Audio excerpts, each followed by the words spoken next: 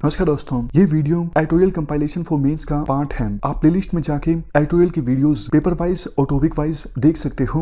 और अगर आप दिसंबर 2019 के बाद की वीडियोस को देखना चाहते हो तो वीडियो के नीचे मौजूद ज्वाइन बटन की सहायता से आप मेंबरशिप को ज्वाइन कर सकते हो।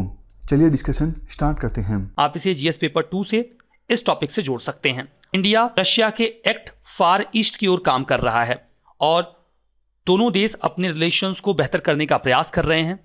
रशिया इंडिया का ट्रेडिशनल अलाई है। यूएसआर के दौर से ही भारत के संबंध बहुत ही अच्छे रहे हैं इस पूरे रीजन में।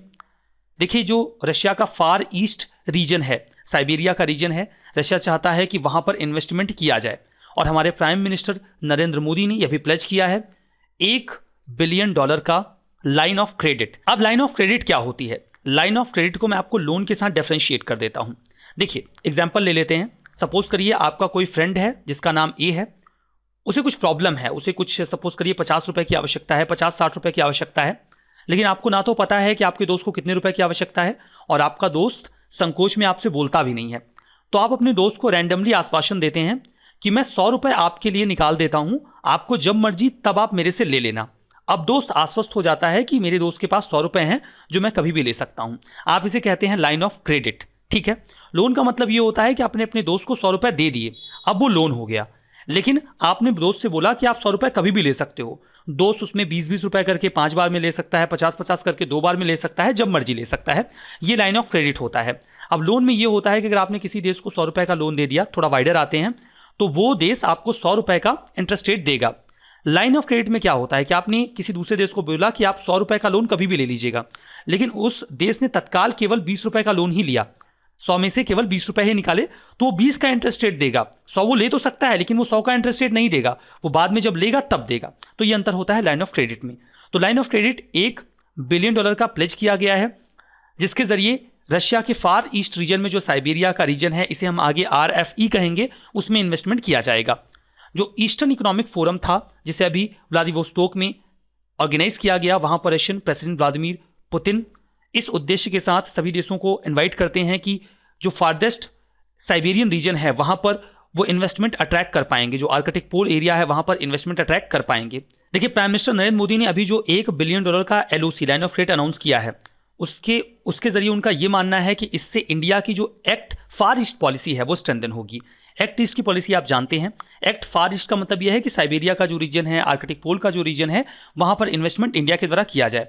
उनका ऐसा मानना है कि इससे जो इंडियन बिजनेस प्रोजेक्ट्स हैं उनको मदद मिलेगी, और जो उनके प्रोजेक्ट्स हैं, ये जो पूरा अमाउंट है, ये एक टेक ऑफ पॉइंट बन जाएगा एक्ट फार ईस्ट के लिए, जिससे दोनों देशों के बायलैटरल टाइज और बेहतर होंगे। मिस्टर मोदी की जो विजिट है वो कई तरीके की इनिशिएटिव्स को वहां पर हाईलाइट करती है और बताया जाता है कि किस तरीके से दोनों देश आपस में कोऑपरेट कर रहे हैं। अभी लास्ट ईयर ही इंडिया ने लगभग $14.5 बिलियन की डिफेंस डील रशिया के साथ साइन की थी। अभी 50 एग्रीमेंट अप्रॉक्सीमेटली साइन किए गए, जिनमें कुछ MOUs LNG सप्लाई पर कंसंट्रेटेड थे। LNG का मतलब है लिक्विड नाइट्रोजन गैस, और एक मैरीटाइम रूट की भी बात की गई जो चेन्नई को व्लादिवोस्तोक से जोड़ेगा, जिससे एनर्जी का ट्रेड हो सकेगा इंडिया और रशिया के बीच में।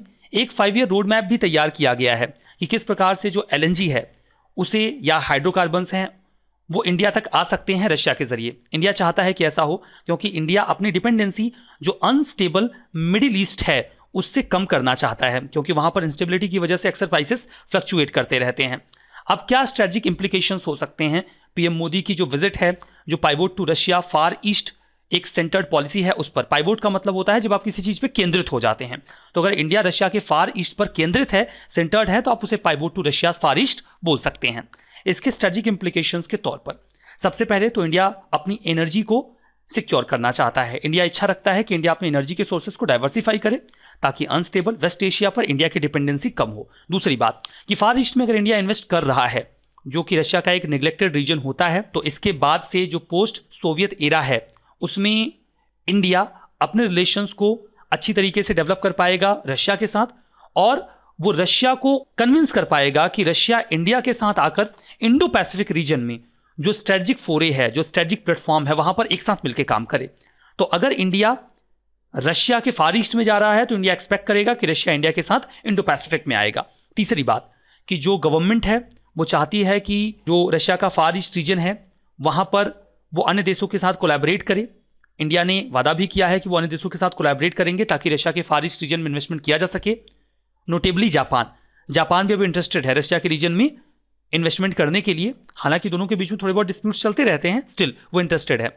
चौथा पॉइंट ये है कि इंडिया ऐसा करके जो ट्रेडिशनल फ्रेंडशिप है रशिया के साथ उसको और बेहतर करना चाहता है, और जो रशिया चाइना के बीच में थोड़ी नज़दीकी बढ़ रही है उसे बैलेंस करने की कोशिश करना चाहता है। तो ये स्ट्रेटेजिक इंप्लीकेशंस होंगे इंडिया अगर रशिया के फार ईस्ट रीजन में इन्वेस्ट कर रहा है तो।